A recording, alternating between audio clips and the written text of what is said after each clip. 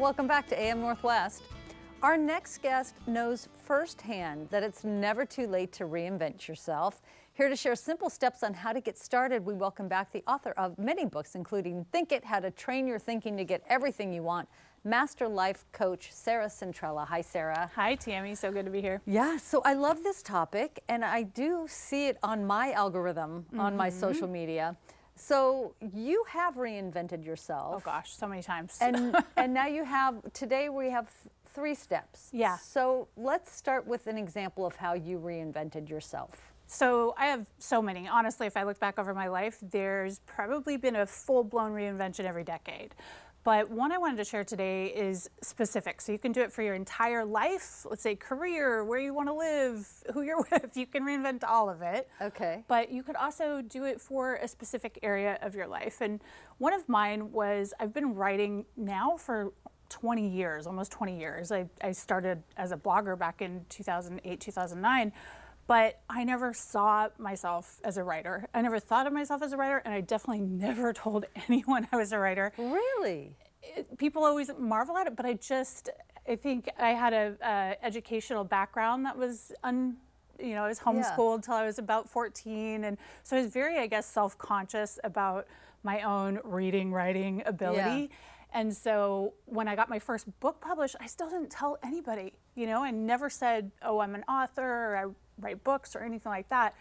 And what I started to realize is that having that belief system and that identity was really holding me back from the full reinvention that I was working so hard to create in my life.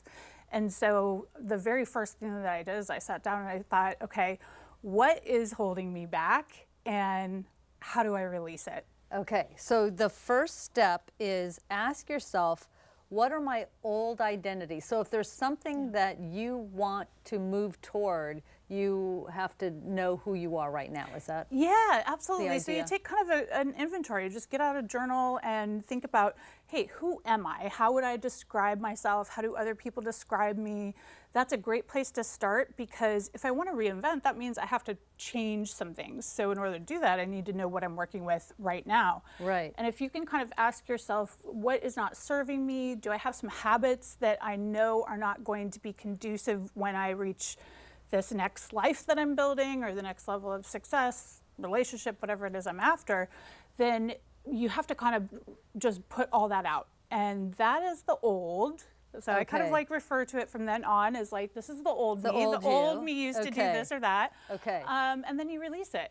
Okay, I like that. We'll have a list of all the good questions that you think we should ask to identify our old self. Okay, and then the step 2 is define the new you. Yes. And you write out exactly who you want to be. Yeah, so this is your perfect time to architect your future, honestly. Okay. So you can think of yourself in almost third person. You can create like an alter ego for yourself and just say, hey, the future me are these things.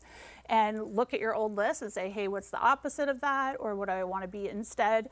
And draw it up from every aspect. How do I want people to see me? How do I want people to view me? How do I view myself? And as an example for you, the writing example, tell me what that would look like. I literally wrote down, I'm an excellent writer. I'm a New York Times bestseller. I tell people that I'm a writer. I'm a narrative writer, which was a very big hang up I had about writing my memoir, because I always considered myself not a narrative writer.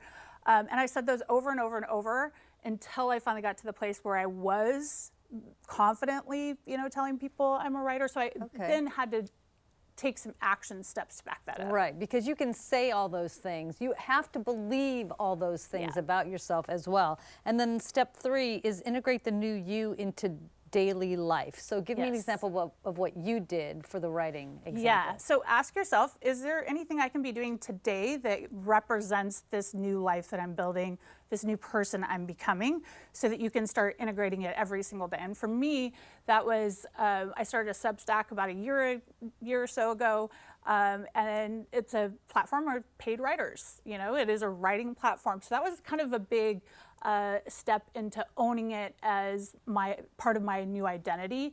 And then I actually sat down and wrote the memoir that I've been trying to write for 20 years. I had 14 attempts that I had abandoned all those years. And what I realized that once my identity had shifted and I was now confident and believing that I could be a narrative writer, it just poured out of me. I wrote 518 pages in 40 days. That's amazing. Yeah.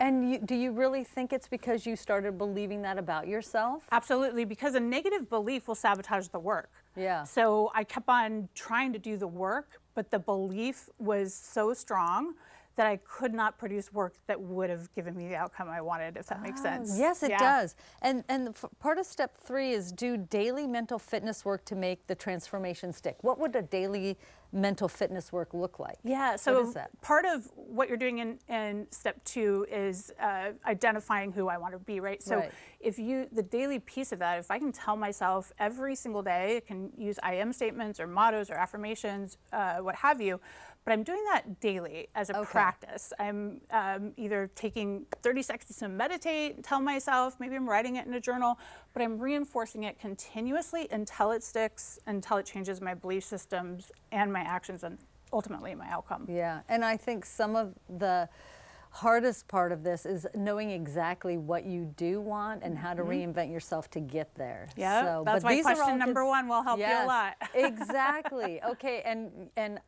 we didn't cover the exact. There was so much more, and I'm going to put Yeah. that on our website for this. The journal segment prompts today. are key. Yeah. They're really good. Okay, thanks, Sarah. Thanks so Thanks much. so much for having her me. book, her latest book is Think It, but her memoir is coming out, and we're going to have a link to more information about Sarah on our website at katu.com, and we'll be right back with more AM Northwest. Stick around. Oh.